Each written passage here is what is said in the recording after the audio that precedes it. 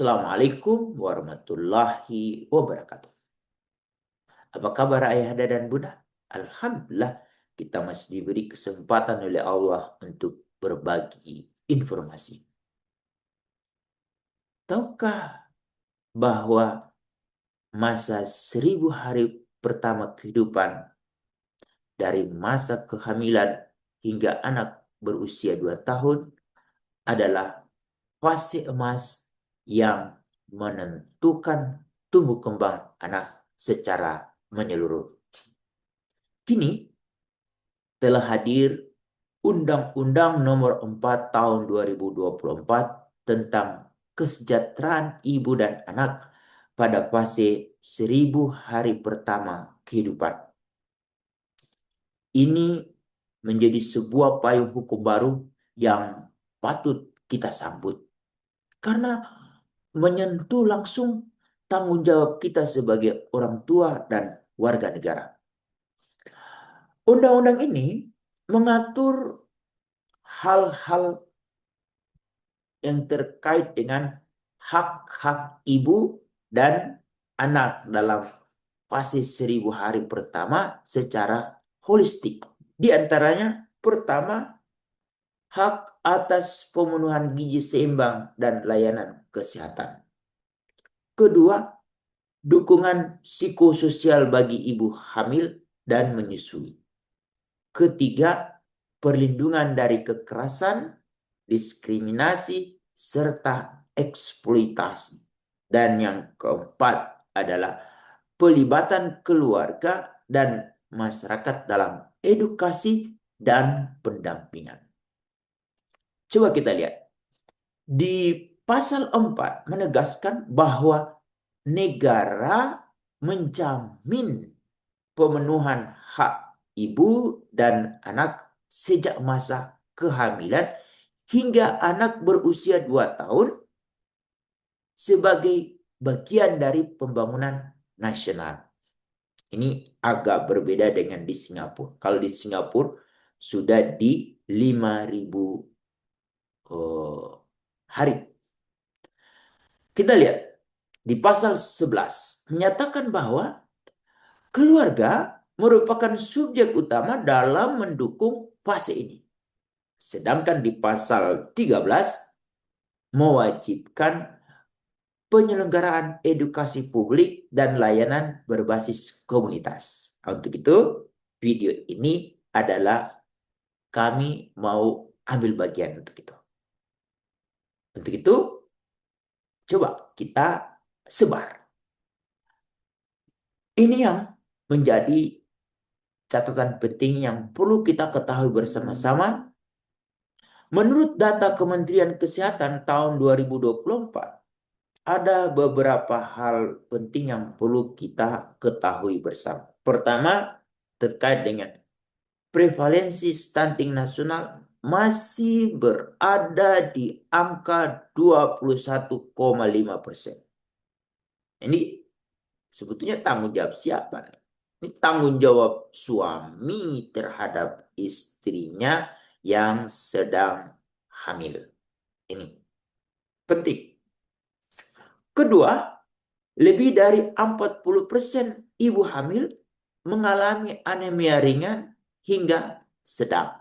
Nah, ini kuncinya ada pada ayah yang memiliki anak remaja putri bersama bundanya untuk selalu memastikan anaknya kualitas darahnya itu benar-benar terjamin.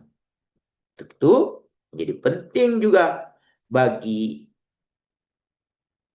ayah dan bunda pada masa yang akan datang saat mau menerima calon menantu, baik perempuan atau laki, syaratkan minimal 5 kali donor darah. Ini menjadi penting. Ketiga, kekerasan dalam rumah tangga terhadap ibu hamil sering kali tidak terlaporkan, tetapi berdampak besar terhadap janin dan perkembangan anak. Ayah Anda dan Bunda, anak yang baru lahir itu kadang-kadang agresif, kadang-kadang lempar sini, lempar sana, atau suka marah. Itu sebetulnya cerminan bahwa ibunya saat mengandung itu mengalami kekerasan, kemungkinan bisa saja dari suaminya atau kemungkinan dari orang yang ada di sekitar dia. Dan itu yang kemudian sangat berdampak.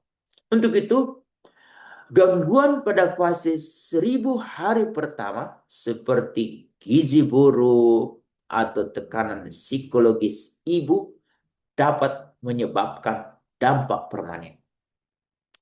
Keterlambatan kognitif, imunitas rendah, dan ketimpangan sosial sejak dini.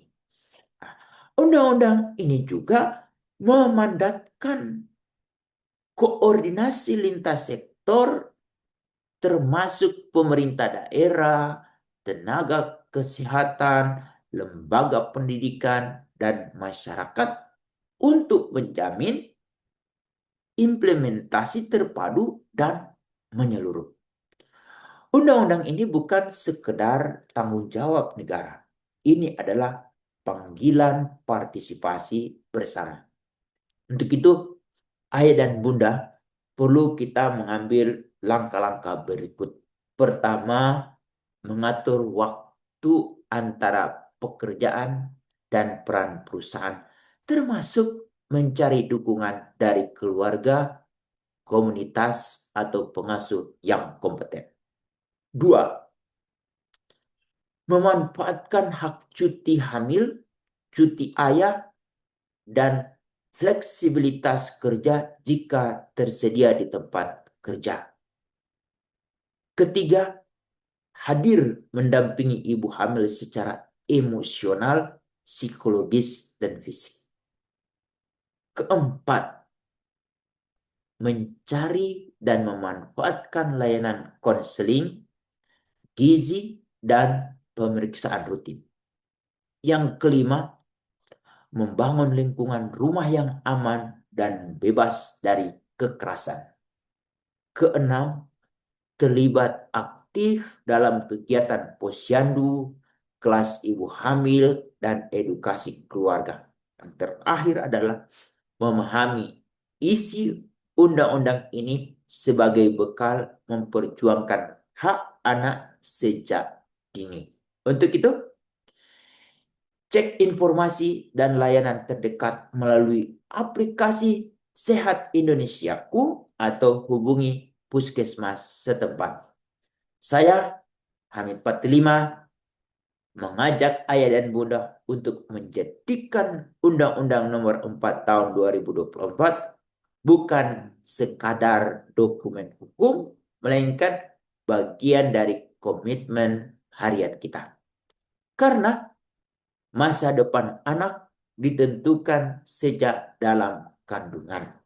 Dan negara bersama keluarga harus hadir sedini mungkin. Demikian, Assalamualaikum warahmatullahi wabarakatuh.